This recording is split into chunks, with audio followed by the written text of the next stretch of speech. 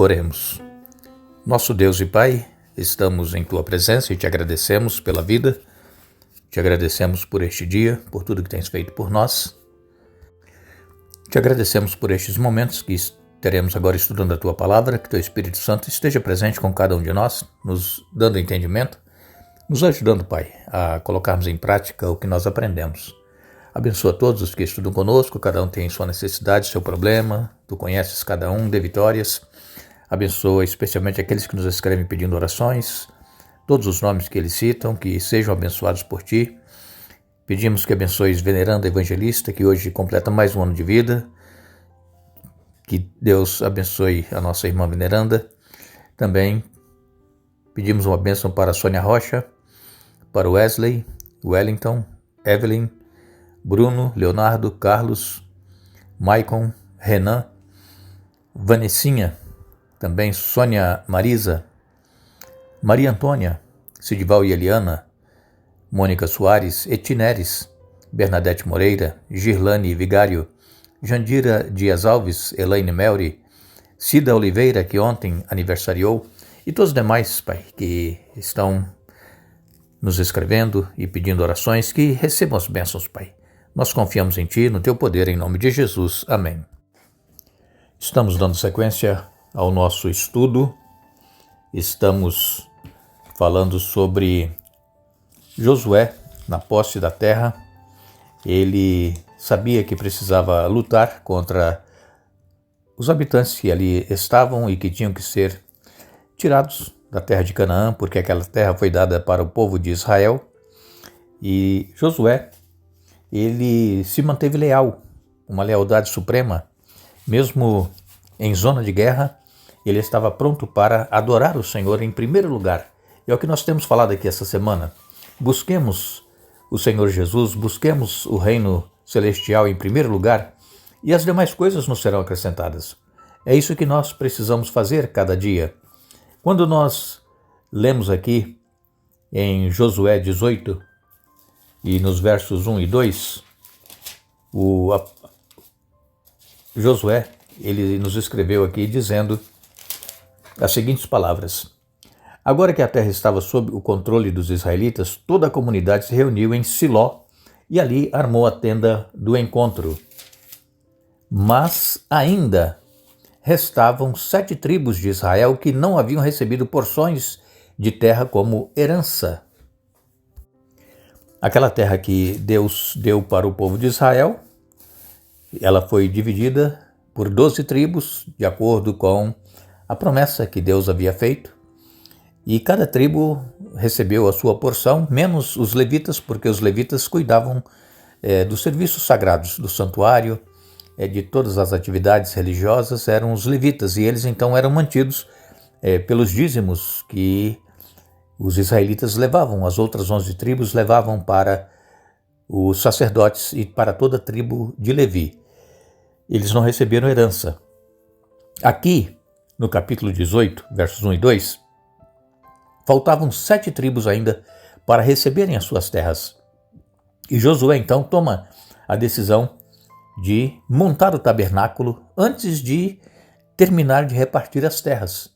E o tabernáculo ele foi montado lá em Siló. Siló foi a primeira capital do reino de Israel, depois passou para Jerusalém. Ali em Siló, Josué, então, seguindo a ordem de Deus, de que sempre que eles estivessem acampados deveria ser montado o tabernáculo. Esse tabernáculo, Deus tinha dado ordem a Moisés e deu o modelo, como é que deveria ser esse santuário. Deveria ser construído no meio do arraial, ser armado no meio do arraial, e as 12 tribos ficavam 3 de cada lado, 3 tribos de cada lado do santuário, da área onde era o santuário. E então Deus disse para Moisés: me faça um santuário, porque eu quero habitar no meio de vocês. Veja, irmãos, Deus ele quer se relacionar conosco. Deus ele quer estar próximo de nós. Deus ele nos ama a tal ponto que quando ele criou o ser humano, ele criou a sua imagem e a sua semelhança. Mas com a entrada do pecado, essa imagem e a semelhança foram deteriorados. Mas mesmo assim nós podemos ainda imaginar como é Deus. Ninguém viu a Deus, viu Jesus. Jesus esteve aqui e Jesus disse: quem me vê a mim, vê o Pai. Mas Deus, conforme nós lemos na palavra de Deus, ele é espírito. E importa que o adoremos em espírito e em verdade.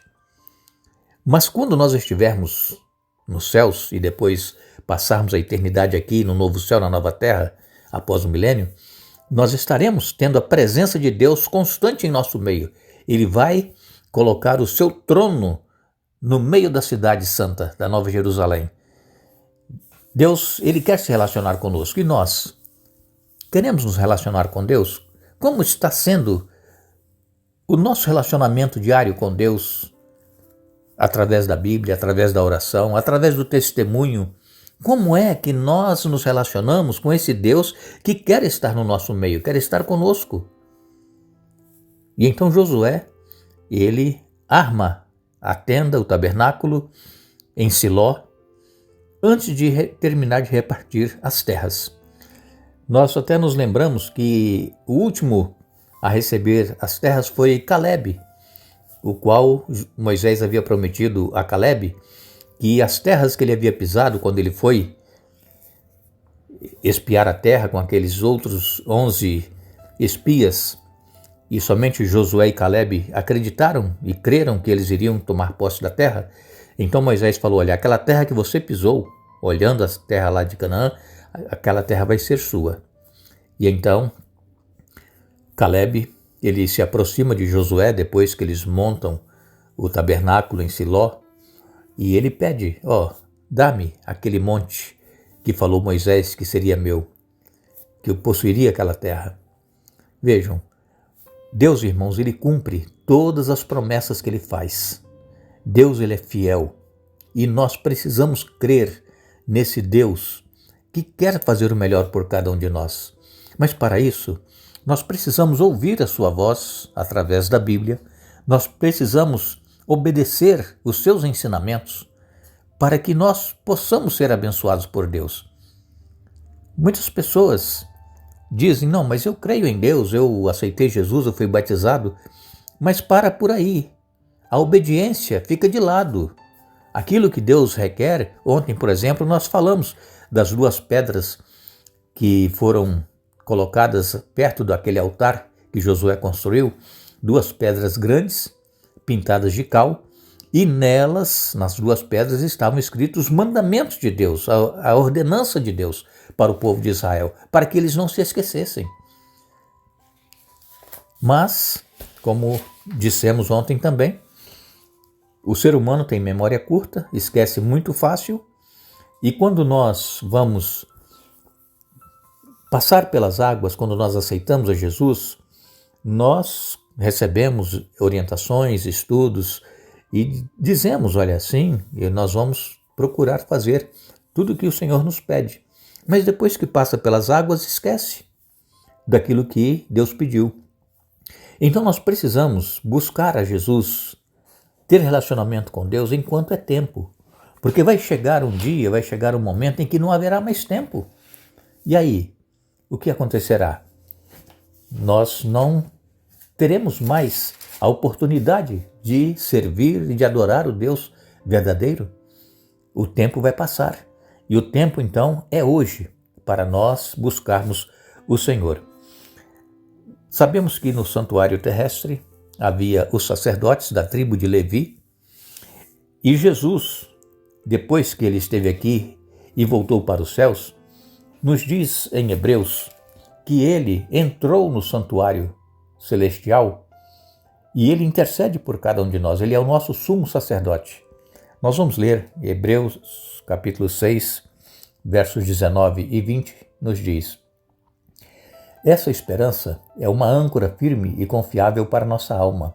Ela nos conduz até o outro lado da cortina para o santuário interior. Jesus já entrou ali por nós. Ele se tornou nosso eterno sumo sacerdote, segundo a ordem de Melquisedeque. Jesus já entrou no santuário celestial. Quando Jesus morreu na cruz do Calvário, o véu que havia no templo aqui na terra, aquele véu se rasgou de alto a baixo. Então agora não era mais necessário sacrifícios de animais. Agora o próprio Senhor Jesus é quem intercede por nós. O sangue que ele derramou na cruz do Calvário é o que purifica os nossos pecados. E ele está nos céus intercedendo por cada um de nós. Lemos também em Hebreus capítulo 9, nos versos 11 e 12, Cristo se tornou o sumo sacerdote de todos os benefícios agora presentes. Ele entrou naquele tabernáculo maior e mais perfeito no céu, que não foi feito por mãos humanas, nem faz parte deste mundo criado. Com seu próprio sangue, e não com o sangue de bodes e bezerros, entrou no lugar santíssimo de uma vez por todas e garantiu a redenção eterna. Aqui é claro na palavra de Deus em dizer que Jesus, ele é o nosso sumo sacerdote. Ele ofereceu o seu próprio sangue, não foi sangue de touros, de bezerros, como era costume naquela época, mas o próprio sangue do Senhor Jesus Cristo. E, infelizmente, a maioria das religiões não creem nessa doutrina do santuário, que Jesus está intercedendo por cada um de nós.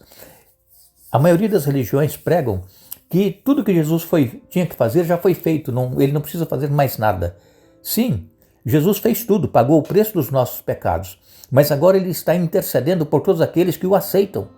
E ele sempre se apresenta diante do Pai e diz: olha, Pai, por esse eu dei o meu sangue. E Deus então nos perdoa e nos aceita. E cada um de nós teremos que comparecer perante o tribunal divino, porque a nossa vida está sendo passada em revista, está sendo julgada. E quando Jesus voltar, ele virá trazendo a recompensa para aqueles que o obedeceram e também para aqueles que o rejeitaram. Ainda nós lemos em Hebreus capítulo 10, versos 19 a 23, nos diz aqui: portanto, irmãos, por causa do sangue de Jesus, podemos entrar com toda a confiança no lugar santíssimo.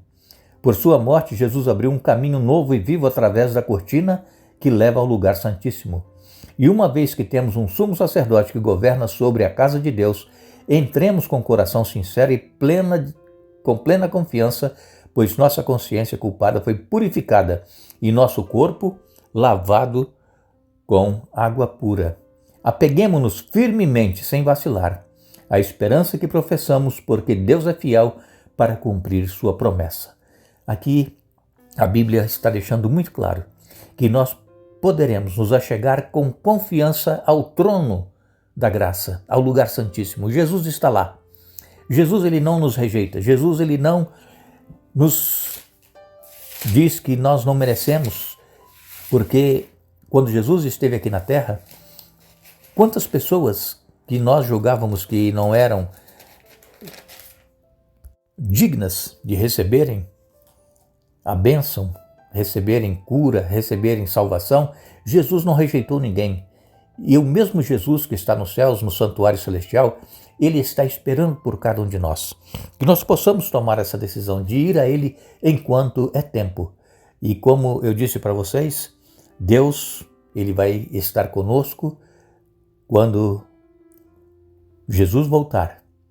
E depois do milênio, aqui neste planeta, será um novo céu e a nova terra.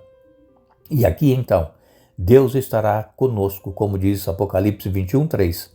Ouvi uma forte voz que vinha do trono e dizia: vejam, o tabernáculo de Deus está no meio de seu povo. Deus habitará com eles e eles serão seu povo. O próprio Deus estará com eles. Essa é a garantia que nós temos da palavra de Deus.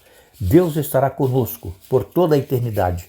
O trono dele estará na Nova Jerusalém, aqui neste mundo, quando for renovado, purificado pelo fogo e enxofre.